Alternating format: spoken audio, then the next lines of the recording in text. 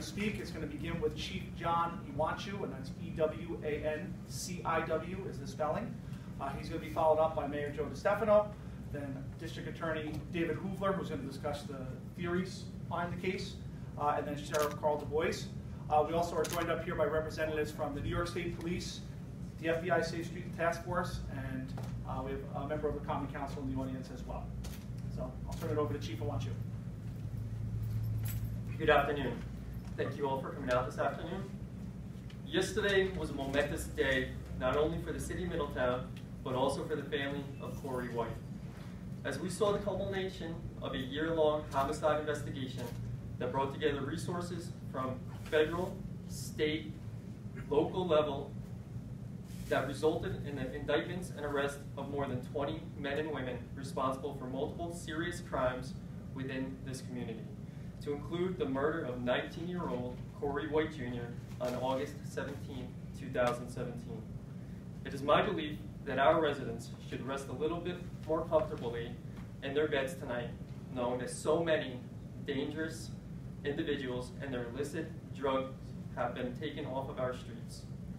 Middletown is a safe community with a high quality of life, and operations like yesterday's Operation Wipeout ensure that people who intentionally break the law and endanger the lives of others will be held strictly accountable for their actions. Before I go any further, I would like to take a moment to thank the family of Corey White, specifically Corey's father, Corey White Sr., and Corey's mother, Emily Rivera, who is with us here today in the audience, for their patience and underlying support over the last year. I know that you two have had a difficult and painful road up to this point, and that things took much longer than you had expected, but through it all, you stayed strong, you put your faith in us, and I think now we're finally getting you some closure on your son's death that you so clearly deserve. Your journey may be far from over, but we're confident that we have the people who are responsible for the murder of Corey, and the justice will be carried out against them. So I believe the best thing for me to do right now is to go into some of the details about the events that led up to Operation Wipeout, and where we are and why we are here today. On August 17, 2017, 19-year-old Middletown resident Corey White Jr. was shot and killed as he stood in front of 17 Wallkill Avenue in the city of Middletown. This incident set off a long and complex homicide investigation, resulting in the takedown of multiple major players in what was revealed to be a rival street gangs that were operating two separate narcotics enterprises in and around the city of Middletown. These two gangs were the Cokeway Boys and the Guap Gang. Corey White was found to be a member of the Guap Gang, and three individuals he was standing with on the night of August 17th were all major players. You can see on the organizational charts that Christopher Anderson, Darius Monroe, both of whom were present for the homicide, have been arrested and charged because of their association to narcotics activities that were undertaken by the Guap Gang. James Baker and Elijah Underwood and two other individuals present at the scene ended up being arrested for separate violent offenses. James Baker for several counts of armed robbery, and Elijah Underwood for attempted murder stemming from a shooting that took place in the town of Wallkill earlier this year. Early on in this investigation, we realized that we were dealing with individuals who were dangerous and had a reckless disregard for human life. We had the homicide of Corey White, which we had developed information on that. It was the result of a dispute that took place between a high-level Cokeway gang member and Corey White. My primary concern was that things were only going to escalate as retaliation became a motivating factor for the Guap Gang and Cokeway Boys. This is when our agency sought the assistance of our law enforcement partners that you see here with me today. We have an excellent working relationship with the New York State Police, the Orange County Sheriff's Office, the Orange County District Attorney's Office, the FBI Safe Streets Task Force, the Federal Bureau of Alcohol, Tobacco, and Firearms, and the United States Attorney's Office. We talked and they listened. Then they committed to going after the individuals responsible for these crimes, together ensuring that the violence would end. It turns out that prior to this investigation, the Guap Gang was already on the department's radar, and they were the subject of a federal investigation being conducted by the FBI Safe Streets Task Force, where we have a full-time police detective assigned. The FBI Safe Streets Task Force worked closely with our narcotics unit, the Orange County District Attorney's Office, and others to develop the necessary and probable cause to support a charge of conspiracy to engage in narcotics operation. The investigation paralleled the investigation into Corey White's homicide, and an offender list was compiled. As it turned out, the Copeway boys were running a busy narcotics enterprise on Linden Avenue in the city of Middletown.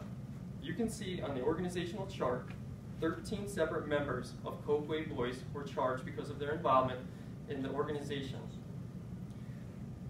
2 members of Copeway were charged with murder, Tramel Mormon and Jawan Dolson, and 4 individuals, to include Tramel Mormon and Jawan Dolson, in addition to Isaiah Dolson and Tayano Lopez, were additionally charged with conspiracy to commit murder, the murder of Corey White. And that brings us to where we are right now. In a moment, I'm going to turn things over to Mayor DeStefano, but before I do, I want to personally recognize the work of my personnel in bringing this investigation to a successful close. Detective Fred Slanovic, the lead investigator of the homicide case, dedicated hundreds of hours to this investigation, working side by side with members of the state police, the Safe Streets Task Force, the DA's office, and anyone else necessary to get the job done. The other members of the detective division, led by Detective Sergeant Jason Jennings, also did an outstanding job running down leads and pursuing the case forward. And finally, our narcotics unit, led by Sergeant Ronald Magzamin, played a pivotal role in developing information and substantiating the allegations against those individuals buying and selling narcotics here in the city of Middletown. Collectively, all of these individuals worked tirelessly to bring these individuals to justice. They have my sincere thanks and appreciation for a job well done. Moving forward, this community has my promise that we will stop at nothing to ensure their safety and security. If you want to buy and sell drugs or commit acts of violence against others, the city of Middletown is not the place to do it. We will find you, we will hold you responsible. Thank you again to all of our partners, and I will now turn it over to Mayor DeStefano. Thank you, Chief. And I think they were wonderful comments and very appropriate for the occasion. My message is basically to the family of Corey and to our community. This is the beginning of the healing process, the beginning of the closure process, hopefully, for the family as you go through, this next period. But as a community, we stand with you. We stand with any victim of a violent crime. But as a community, we also recognize the fantastic work of our police chief and Detective Slanovic and the members of the Middletown Police Department, and the commitment of resources that were made, and also the partnership with the Orange County District Attorney, State Police, the FBI, Sheriff Du Bois, and other agencies. The chief touched on our involvement with the FBI Safe Streets Task Force, and we're very committed to that program. And we're also involved in other programs. The county is becoming high tech, and the City of Middletown Police Department is very much involved in this high tech crime fighting mechanisms. So we're going to continue to do that. And I think those who are looking to do bad things in this city need to take heed of the chief's message, is that we believe it's going to be the wrong place for you to do. We have a responsibility to the families to make things right. We also have a responsibility to our quality of life here in our community. And I want to thank the Common Council. Alderman Massey is here representing the Common Council for appropriating the necessary monies that are used to fight crime. Sometimes these things, when they linger on, they just go by the wayside. But we're very committed to supporting the Middletown Police Department, to supporting Chief Iwanchu in all efforts of all law enforcement agencies to not only deter this type of activity, but when it does happen in and around the Middletown area, that we are prepared to respond. And I think our presence here today demonstrates that. So thank you all for all you've done to bring this thing to a closure. And I will now turn it over to Lieutenant Thilman to introduce the next speaker. Thank you. Next speaker is going to be District Attorney David Hoovler. Again, he's going to discuss the theory behind the case and the investigation. Thank you. First, I would be remiss without thanking the City of Middletown Police Department, our federal partners, the FBI, as well as ATF, the county sheriff, and countless others that assisted us with this case. What this case really says is, number one, no community is immune from the scourge of drugs. And what this shows is anywhere that you have organized drug trafficking, you will have gangs and you will have violence. And that is a constant no matter where we are in our country. This case, unprecedented in Orange County.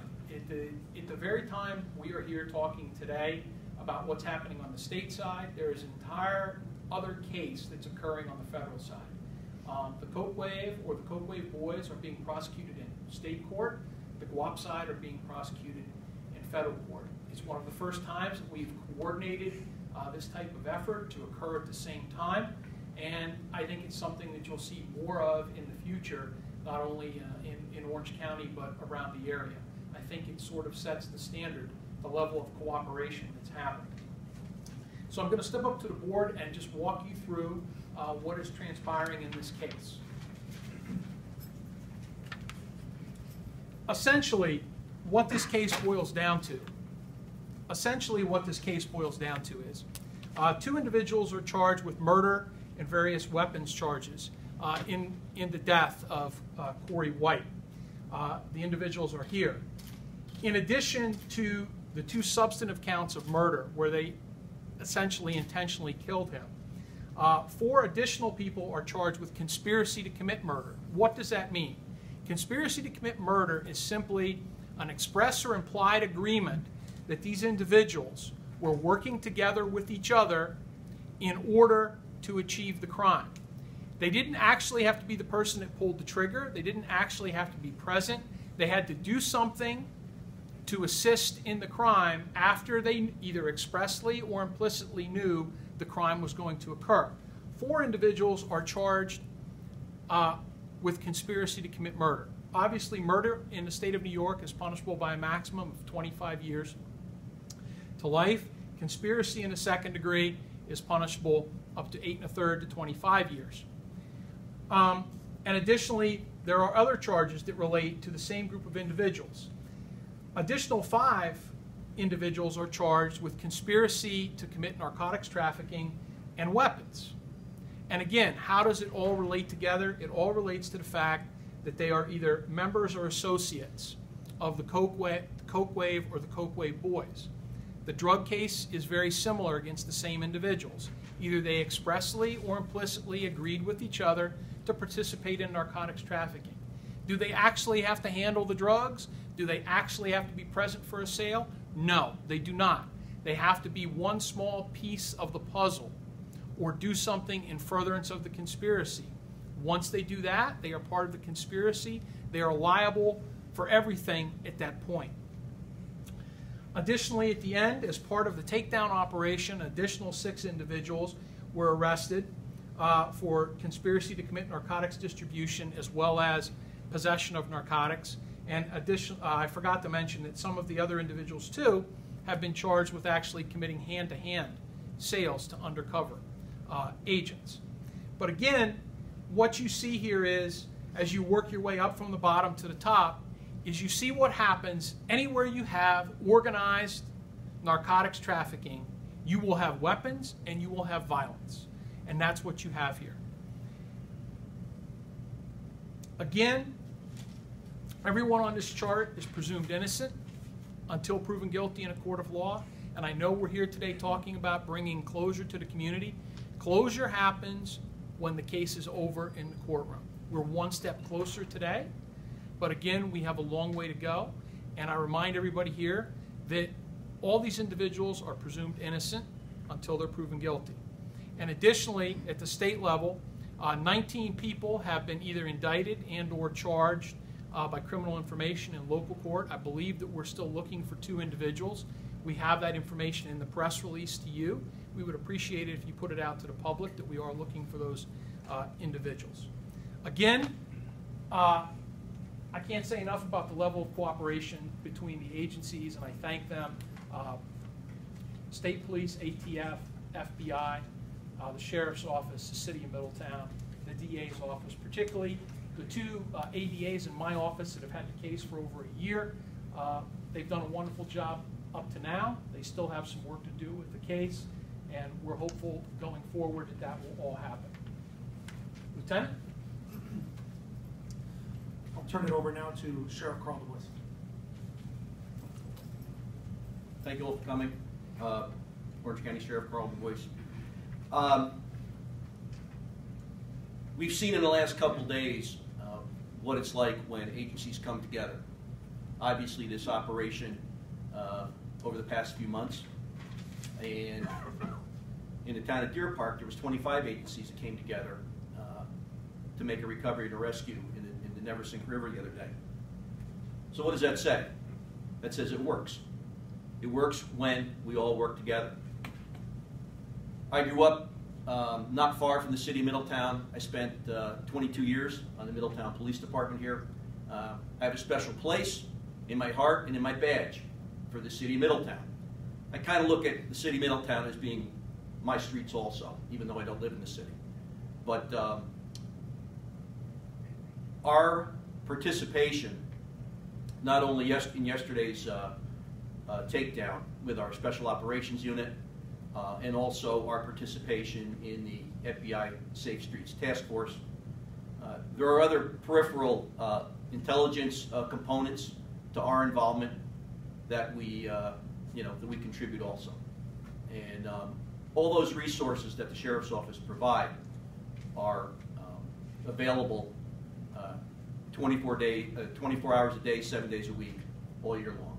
And we're really proud of that we can provide those kind of resources to our local police departments. Like I say, there are many pieces of the pie that come together, but they call them the Coke Wave Boys. Well, I'm going to be waving at them when they head to prison. Thank you very much. That's going to conclude the prepared remarks. We are going to open up the floor to some questions from the media. If you wouldn't mind, just identify who the question is for, if it is for a specific individual. We'll provide you with a mic as well. Mr. Bain? I'll start. Matt? Hi, gentlemen. Thank you. I wanted to ask, what came first?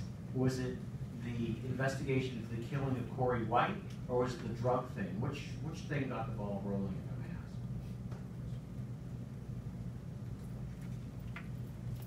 if I may ask? We started looking into specifically the Guac gang on the drug level first. We knew the Coke Wave Boys were actually operating some type of drug enterprise on the Linden Avenue area. That caught our attention prior to the homicide. Once the homicide did occur, we knew that we had to dig a little bit deeper into the drug investigation to resolve the homicide. So it was the drug thing first, Chief? Yes. And when did that investigation start? Approximately the first real organized portion of that investigation was about 2 years ago. We're about a year out from the killing of Corey. About a year prior. Right, just exactly a year. So it started with the drugs, and then there was that connection. With Yes, Corey correct. White. Okay.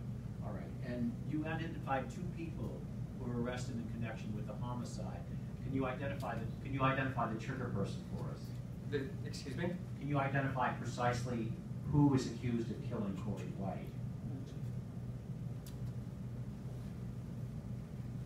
Well, at this point, we're just going to say who's charged. If you look at the chart, there's 2 people on there that's charged with murder, and 4 others that are charged with conspiracy to commit murder.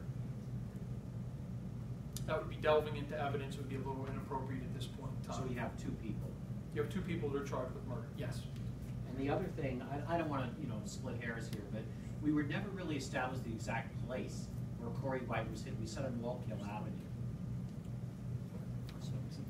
Can we be more precise about where he was struck by the gunfire? As I said in my initial comments, he was standing in front of the area of 17 Wallkill Avenue at the time that he was shot.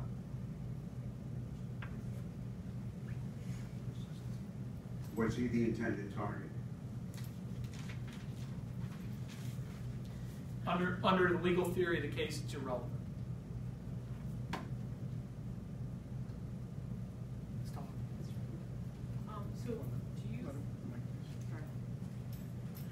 you feel confident that Operation Whiteout has effectively wiped out the Coke Wave boys? I mean, these are all members of Coke Wave, right? Up on the poster board. They're either members or associates. The top two rungs. The bottom rung, no. Again, the people that we've identified at this point. But anytime you're investigating crime, you're investigating narcotics, there's always going to be the next. And what this does here is this definitely takes out their, I would say, their leadership, their command element. But again, who's out there that we don't know about? No one can ever make that statement. But clearly, based on what we've seen here, I think the city of Middletown is going to be a little safer, and I think the police did a wonderful job doing what they've done so far. And just so I understand correctly, the guap boys are being handled at a federal level? The guap gang, yes. Guap gang. Yes. Coke Wave boys, guap gang. Yeah. Coke Wave or Coke Wave boys are the state case, and the guap is the federal side. Actually, I do have another question. Do we know what role Corey White played in the guap gang? Unfortunately, we can't determine his exact role. We knew that he was an associate of the members of that gang, but his specific role we are not able to determine. And the two individuals who are missing, I wasn't able to see them on here, but I'm sure I'll find them. Are they believed to be dangerous to the community, or is this something residents should be concerned about? With any gang activity, it comes with violence, so you should always use precaution when we deal with anybody. They're known to be violent, so you take it for what it is, that they are gang members, that we have identified them as gang members. I wouldn't say there's a direct threat to the community, but we do have to be cautious. And we're certainly asking for the community's help in locating them. Any other questions? Yeah, my name is Ben with Spectrum News. This might kind of go in line with what Dick was saying, but I guess I just have to ask, why do you believe these two men wanted to kill this young man?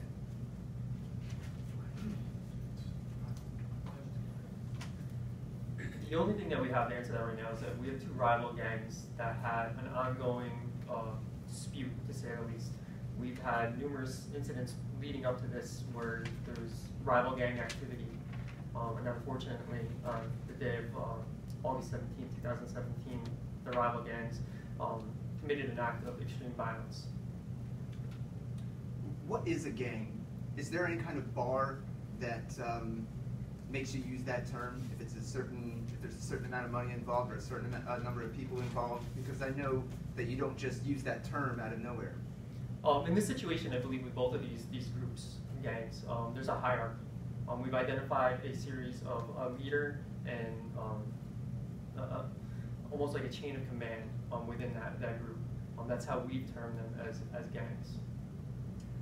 So I assume witnesses started cooperating in order to bring all these charges? I wouldn't say witnesses started cooperating. We've done a lot of legwork, following down leads and developing evidence. But as far as, I'm not going to go into who's cooperated or who hasn't cooperated, or if there's anyone at all.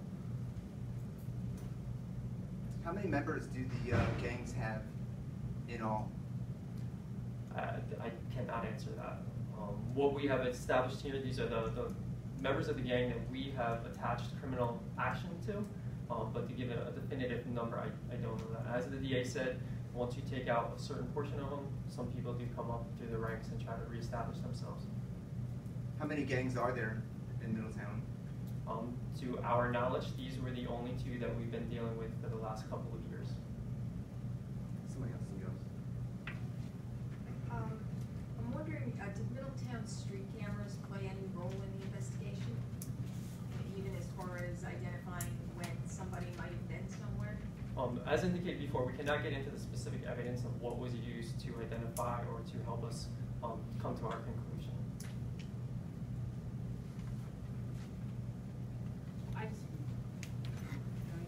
Just one more. Do you know who the ringleader of? Do we have a name on the ringleader? Not. Our investigation has led us to believe that one of the Dolson brothers, or cousins or family members, was the ringleader. Just see how he's.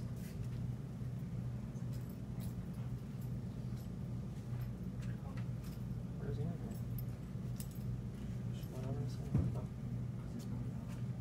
here? We believe Traquan, who is listed right here, was the leader of the Coakway Boys. Thank you.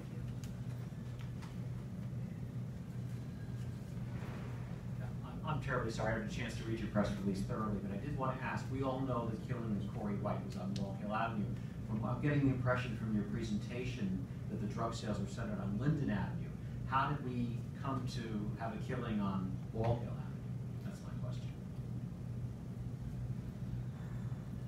The Coakway Boys were centralized on Linden Avenue. That was their territory that they operated out of on a regular basis. That's where they resided. That's where they hung out. As far as to how it ended up on Walkill Avenue, I don't know. I don't have an exact answer to that. That evening, members of the Guap gang were hanging out in the area of Walkill Avenue. I don't know how they came to cross paths. Wow. So the ringleader's still at large. Yes, he is. Do we think he might be in the area? We're working currently and very diligently on trying to locate him. I can't tell you where he is at this time. What role do... Try to get the mic, please. He's got it. Oh, you got it? Okay. Check. Good. What role do young people play in all of this as drug dealers? Is that a common tactic on the part of both these gangs, and is that a challenge or a help to you? Young, what do you talk, young? I mean, I'm Children? 64, everybody's younger than me, so. Children Like how old? under Teenagers? 18. What do you mean? What role do they play in? Is it a common tactic for these gangs to employ people under the age of 18? We typically see in our gang activity that it is teenage young adults that participate in this type of activity. But what we're doing here in the city of Middletown to help combat situations such as gang activity or any illicit activity is we're trying to do as much outreach as we can to the community right now to build rapport with these young generations within our community, to better educate them and give them better mentors in life so that they don't have to seek out gang activity.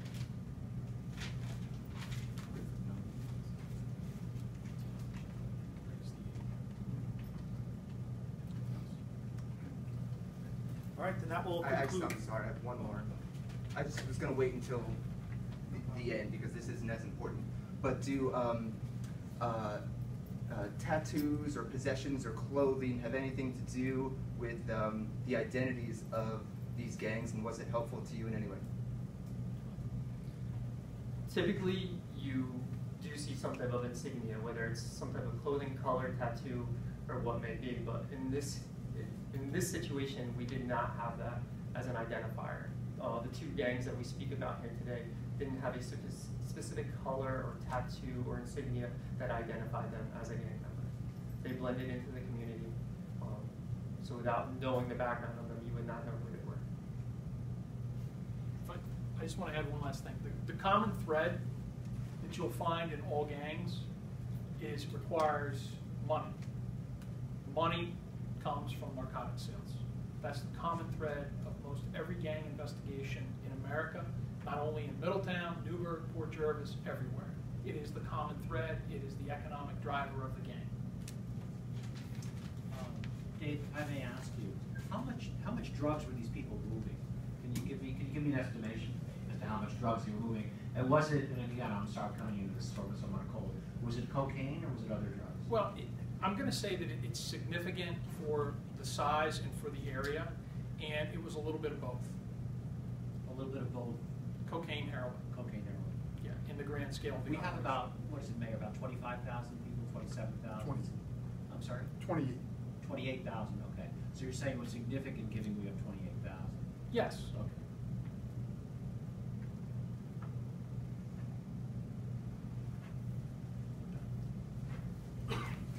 All right, at this point, we're going to close down the press conference. Thank you all for coming. I appreciate it. Yeah.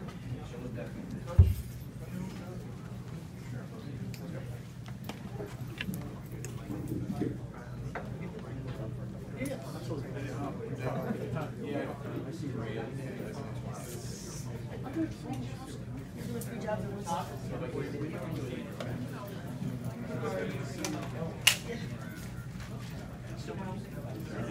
going on? What's feeling? What? Saw Steve's, X-rays. Desmond Penn.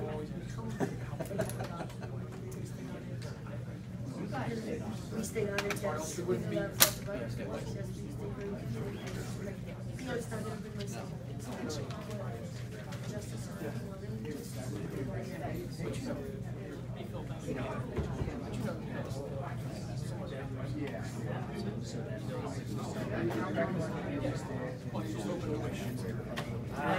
I'm Sarah with Middletown.